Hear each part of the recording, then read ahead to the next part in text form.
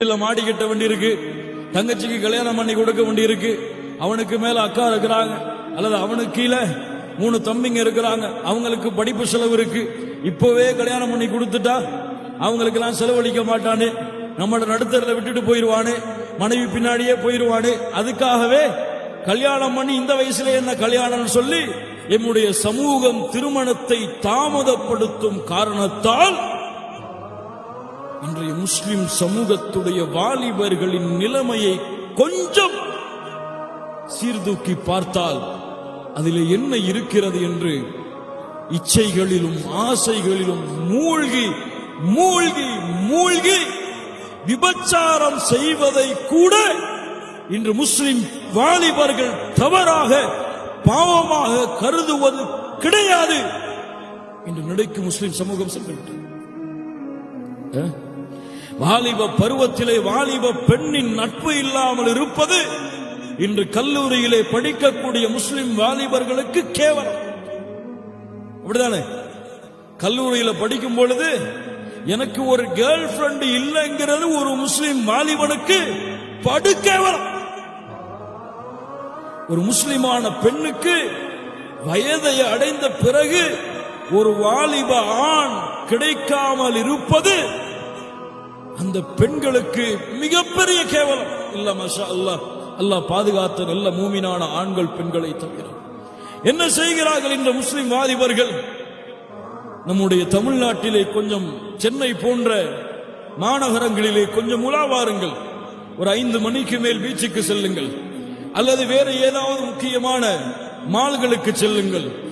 எங்கே நீங்கள் திரும்பினாலும் அங்கே ஒரு ஹிஜாபோடு ஒரு ஆண் இருப்பால், ஒரு முஸ்லிமான ஒரு ஆண் இருப்பான் அவனோடு, அல்லது ஒரு ஹிஜாபோடு ஒரு பெண் இருப்பால், ஹிஜாபோடு ஒரு பெண் இருப்பால், அதற்கு பதிலாக அதற்கு பக்கத்தில் ஒரு ஆண் இருப்பான். அவன் முஸ்லிமாகவும் இருப்பான், அவன் காஃபிராகவும் இருப்பான். இல்லை என்று சொல்ல முடியுமா இந்த முஸ்லிம் சமூகம்? எந்த முஸ்லிமான வாலிபன் இல்ல மாஷா அல்லாஹ் ஃபேஸ்புக், ட்விட்டர், வாட்ஸ்அப் இதுவெல்லாம் பரவிவிட்ட இந்த காலத்திலே தன்னுடைய ஃபேஸ்புக்கிலும் ட்விட்டரிலும் வாட்ஸ்அப்பிலும் பெண் துணையே கிடையாது என்று இருக்கக்கூடிய வாலிபர்கள் எம்முடைய சமூகத்தில் எத்துணை? கணக்கெடுத்து பாருங்க, கணக்கெடுத்து பாருங்க. நம்ம இங்க வந்திருக்கக்கூடியவங்களே மனசுல கை வச்சு சொல்லட்டும், வாலிப ஆண்கள் இல்ல மாஷா அல்லாஹ், அல்லாஹ் பாதுகாத்தவர்களை தவிர சர்வ சாதாரணமாக இன்று ஹராம் செய்யப்படுகிறது. ஒரு பெற்றோர்கள் அதை அனுமதிக்கிறார்கள். இன்னைக்கு முஸ்லிம் ஊர்கள்ல அல்லது முஸ்லிம்கள் வாழக்கூடிய இடங்கள்ல தன்னுடைய மகள் சக கல்லூரியிலே படிக்கக்கூடிய ஒரு ஆணோடு தனியாக சுற்றுவதை, பேசுவதை முஸ்லிம் குடும்பத்திலே இருக்கக்கூடிய பெற்றோர்களே இல்ல மாஷா அல்லாஹ் அனுமதிக்கிறார். அதே மாதிரி ஆண்கள் பெற்றோர்கள் கண்டுகொள்வதே கிடையாது. தனிமையின் அறையிலே அவர்கள் செய்யக்கூடிய பாவங்கள் ஹராம்.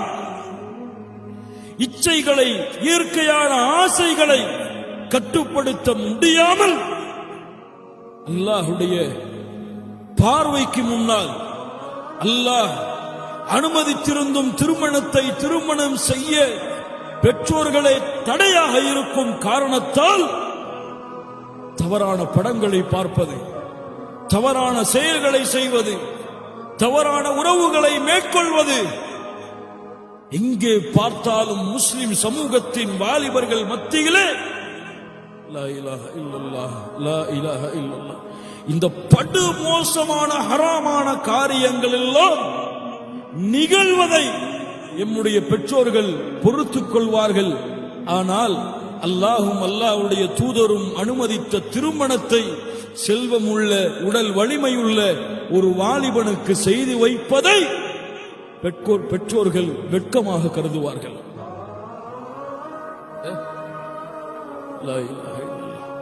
ஒரு தனிமையின் அறையிலே செல்வமுள்ள ஒரு உடல் வலிமை உள்ள ஒரு ஆண் இருக்கிறான் என்றால், ஒரு பெண் இருக்கிறாள் என்றால் அந்த குடும்பத்தின் பெற்றோர்களுக்கு அந்த ஆணுடைய தேவை தெரியாதா?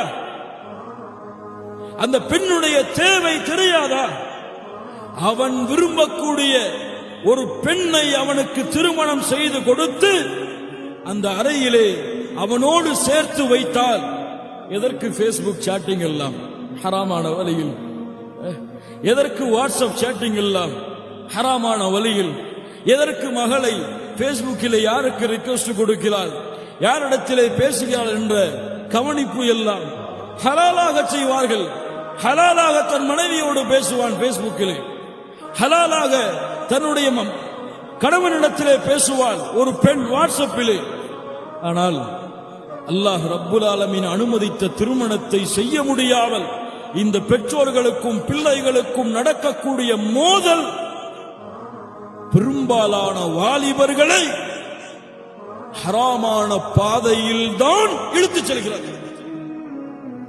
இல்ல மாஷா அல்லாஹ், உங்களுக்கு வேணும்னா உங்க புள்ள தங்கமா இருக்கலாம், உங்களுக்கு வேணுமானா ஏன் பொம்பளை புள்ள சுத்த தங்கம்னு சொல்லி 24 கேரக்டா சர்டிபிகேட் கொடுக்கலாம். ஆனால் சிறிது காலத்திலே போன் வரும். உங்களுடைய கல்லூரியில் இருந்து உங்கள் பெண் பிள்ளை படிக்கக்கூடிய கல்லூரியில் இருந்து உங்கள் பெண் பிள்ளை ஏதோ ஒரு காபிரை இழுத்து சென்று விட்டாளா என்று, அல்லது உங்களுடைய ஆண் பிள்ளை யாரையோ காதலித்து அந்த பெண்ணோடு ஓடி சென்று விட்டாளா என்ற செய்தி வரும். இல்லா மாஷா அல்லாஹ், இது ஒன்றும் நம்முடைய சமூகத்திற்கு புதிதாக கேள்விப்படக்கூடிய செய்திகள் அல்ல. வருடங்களாக நாட்களாக இதனுடைய எண்ணிக்கைகள் அதிகரிப்பதைத்தான் இந்த முஸ்லிம் சமூகத்திலே பார்க்க முடிகிறது. அதனால் அல்லாஹ்வுடைய மார்க்கத்திலே வாலிபர்களே, உங்களுக்கு வசதி, உங்களுக்கு செல்வம் இருந்தால் நீங்கள் உங்களை ஹராமான வழியிலிருந்து தடுத்துக் கொள்ள முடியவில்லை என்றால், அல்லது பயந்தால், அல்லது எண்ணினால் நீங்கள் திருமணம் செய்வது வாஜிப்.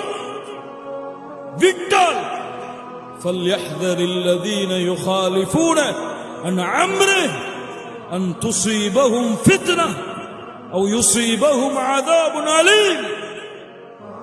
அல்லாஹ்வுடைய தூதருடைய வழிமுறையை விட்டு வேண்டுமென்றே விலகிச் சென்றால் மிகப்பெரிய சோதனைகளும் குழப்பங்களும் உங்களை சூழும். ஹராமை பார்க்க மாட்டான், ஹலாலை பார்க்க மாட்டான். அவனுக்கு தேவையானது கிடைப்பதற்காக எதையும் செய்வான். அது போல பெண்ணும் எதையும் செய்வாள், காதலிப்பாள். அவன் காபிராக இருந்தால் ஓடிச் செல்லுவாள், அவன் முஷ்ரிக்காக இருந்தாலும். அதனால் என் முஸ்லிம் பெற்றோர்களுக்கு இஸ்லாமிய மார்க்கம் செய்யக்கூடிய மிக முக்கியமான அறிவுரை, உங்கள் பிள்ளைகள் ஹராமிலே விழுவதற்கு தந்தை பெற்றோருடைய அந்தஸ்திலே இருக்கக்கூடிய நீங்களே காரணமாக மாறி உங்கள் ஆணையும் உங்களுடைய பெண் பிள்ளைகளையும் நரகத்திற்கு செல்வதற்கு உதவி செய்யாதீர்கள். எவ்வளவு சீக்கிரம் முடியுமோ அவ்வளவு சீக்கிரம் திருமணம் செய்வதுதான் இந்த ஃபித்னா குழப்பத்துடைய காலத்திலே ஒரு முஸ்லிமுக்கு இஸ்லாமிய மார்க்கம் கொடுத்த அனுமதியில் சிறந்த அனுமதி. அல்லாஹ் ரப்புல் ஆலமீன் அந்த வாக்கியத்தை இங்கே வந்திருக்கக்கூடிய எம்மை போன்ற திருமணம் செய்வதற்கு தயாராகிக் கொண்டிருக்கக்கூடிய வாலிபர்களுக்கு அல்லாஹ் கொடுப்பானாக.